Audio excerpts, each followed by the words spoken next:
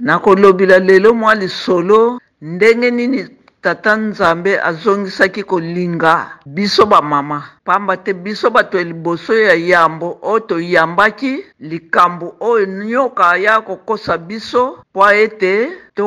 tokabwana biso na Nzambe nga mama na Nzambe tokabwana nyoka yaki na mayela ya kolobane bukabwani ezala kati na mutu tata Ada lere basali ye akweyaki nano te kasi lere baye kosala mama Eva nyoka yeli ye na masolo ya kotuna mituna ne eske Nzambe ya solo alobi ne bolia mbuma nyonso bolia me oyo bolia te mama Eva ori azala na mayela ndenge biso ba mama tomesani ozoseka kekekekekekekekekekeke oyo masolo nazoloba ba oyo tozala kolanda papa de ngenda nde azala kobetela biso ndenge kokweya ya mama Eva. Toyoka mwa bilei ya mulimu.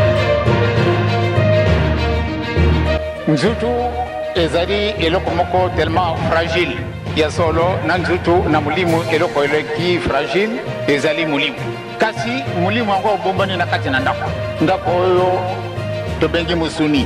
musuni elingaka maoya ye mulimu pe alingi oya ye na kombo ya tata mwana pe mulimu santu nakolobila lelo mwa lisolo ndenge nini tata Nzambe azongisaki kolinga biso ba mama pamba te biso bato liboso ya yambo oyo toyambaki likambo oyo nyoka ya kokosa biso po ete tokabwana biso na Nzambe nga mama na Nzambe tokabwana nyoka yaki na mayela ya kolobane bukabwani ezala kati na mutu tata Ada lere basali ye akweyaki nano te kasi lere baye kosala mama Eva nyoka yeli ye na masolo ya kotuna mituna ne eske Nzambe ya solo alobi ne bolia mbuma nyonso bolia me oyo bolia te mama Eva ori azala na mayela ndenge biso ba mama tomesani ozoseka kekekekekekekekeke oyo masolo nazoloba ba oyo tozala kolanda papa de ngenda nde azala kobetela biso ndenge kokweya ya mama Eva sikoyo na koseka wana nyoka azotuna ye mituna poa satan amonaki ne akokweyisila mutu ndenge nini mutu kaka oboliaka na ye kaka mutu akokotila yo na mayela pwana akoka kosala yo mabe ti nyoka aye kokoka mama Eva po mama Eva na banyama nyonso asepelaki mingi nyoka akokanga ye na liboko akolata ye lokola sheneti na kingo bakomaki antuka na masolo ya makasi nzoka mama Eva ayebi tene nyoka azokotila ye na mayela po alongola eloko ya mutuya bukabwani ezala mutu na Nzambe ubie mama na Nzambe nde banda tangu wana mama Eva andimi masolo na koseka apesi ye musuni ale kokweya ya mama Eva kweyaki banda kweyaki Nzambe azalaki lisusu na esengo na kati na nga mutu te esutu mama azalaki na tangu lisusu amona lola te po Nzambe asilikaki makasi kasi Nzambe abandi kozongisa motema nsima na 4e génération lere atindi mama Kimpavita na 17e siècle mama Kimpavita aye kosakula alobi soko mwana na yo azwi pasi ubi alingi akufa loba kaka ne kimbangu fula mwana yango mama Eva lere bato baya koteya biso likambo ya tata Nzambe bakatolike na bamangoma mususu bazalaki na mayela na bango mususu ya mabe bayebi ne mutu atindami na Nzambe yango batumbaki ye mama Kimpavita batumbaki ye po likambo yango ekufa kasi Nzambe na mawa na ye lokola ayebi ne biso toza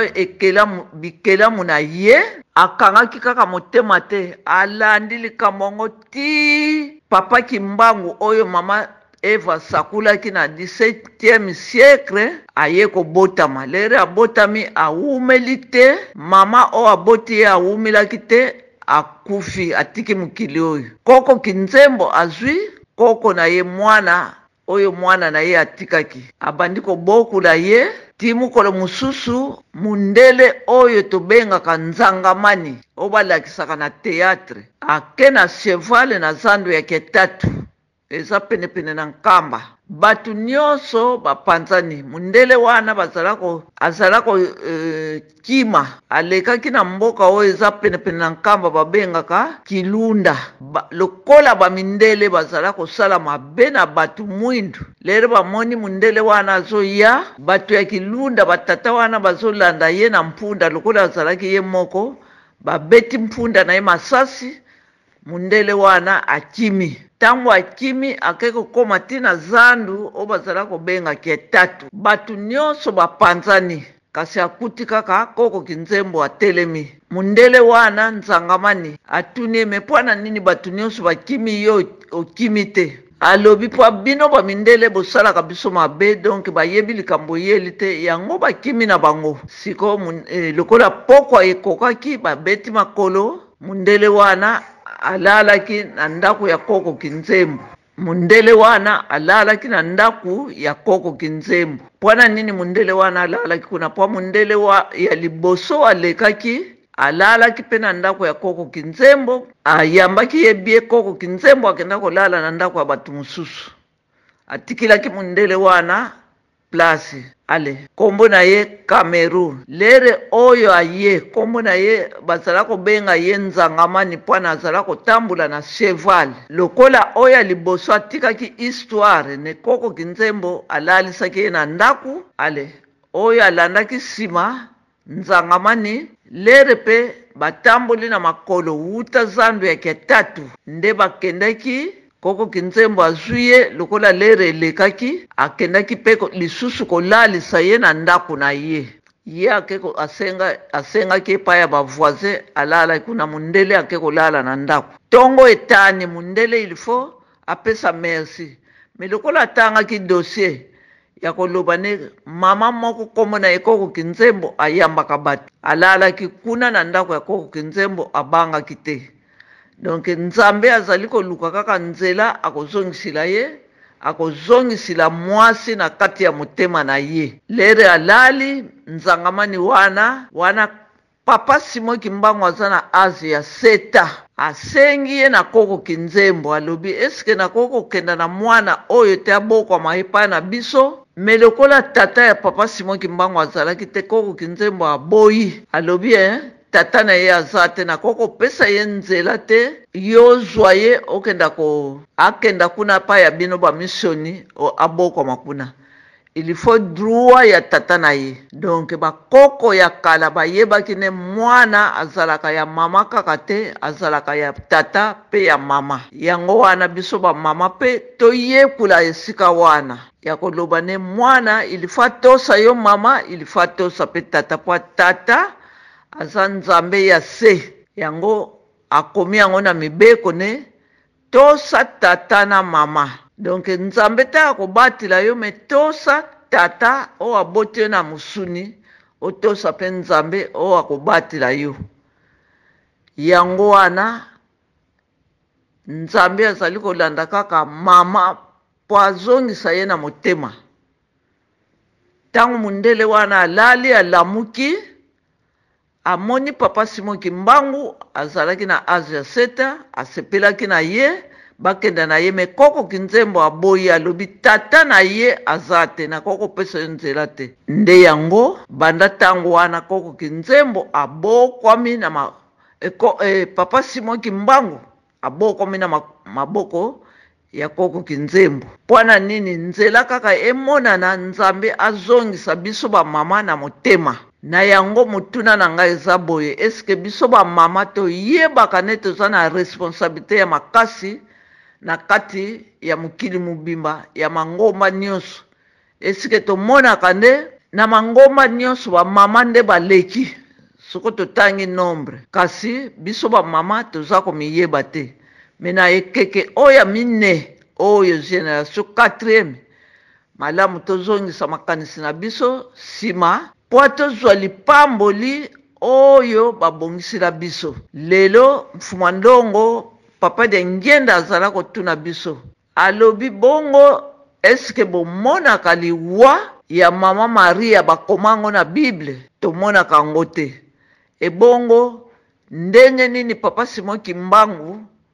mama Mwilu aye kobota nkolo Yesu otosana ye lelo osomona. Donc secret moko eza wana nde tokoko sololango me tokosololango mukolo mususu. Papa de Ngenda atuni boye alobi eske bomonaka na kati ya mukanda tata Nzambe bakomi liwa ya mama Maria malgré abotaki nkolo Yesu na leri wana na bikeke oyo eleka abotaki nkolo Yesu nde ilifo baloba liwa na ye me bakoma yango te akenda wapi mama Maria wana tososula soko akenda wapi lelo nani aboti nkolo Yesu mama Mwilu Marie kombo esianze kombo ya sika mama Mwilu Marie na kala ezalaki mama Maria lelo mama Mwilu Marie tososula elingi koloba ne Nzambe azakaka na poso ya biso ba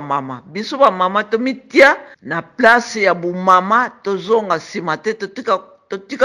totika kosala makambo ya buzoba oyo ekopesa mukili soni ekopesa lingomba soni ekopesa mutu nyonso soni ebandila na bamama na basabotage ya koloba ne Nzambe apesi mubeko kasi biso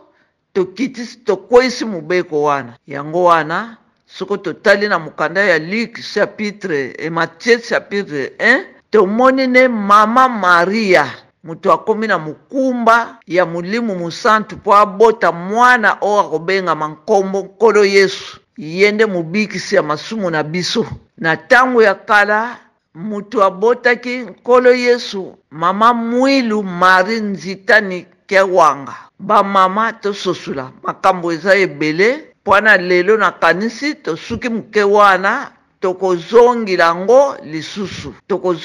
lisusu mutu mama moko asala recherche ayeba mama Maria o abota nkolo Yesu ya mundele pwana nini liwana ayeba tie yango na kati ya Biblia te. Donc secret papa de Ngenda tikali koloba ne secret moko eza wana yango wana Nzambe azali kaka koluka ngai mama nazonga lisusu na motema na ye pamba te soko totali bakonzi nyonso baprofete nyonso babotamaka na nzoto nano ya mama yango wana biso pe toyeba ne mukumba ezali kati na biso tobokoli nkolo Yesu tobokoli papa Simon Kimbangu tosakoli koya ya papa Simon Kimbangu na mama Kimpavita tala mukumba ya mama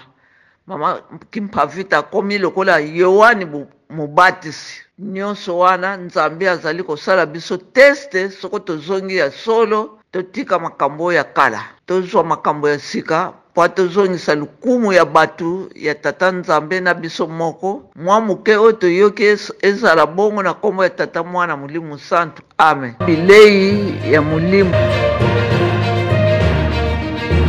nzutu ezali eloko moko tellement fragile ya solo na nzutu na mulimu eloko eleki fragile ezali mulimu kasi mulimu yango obombani na kati na ndako oyo tobengi musuni elingaka na oyo ye mulimu pe alingi oyo ye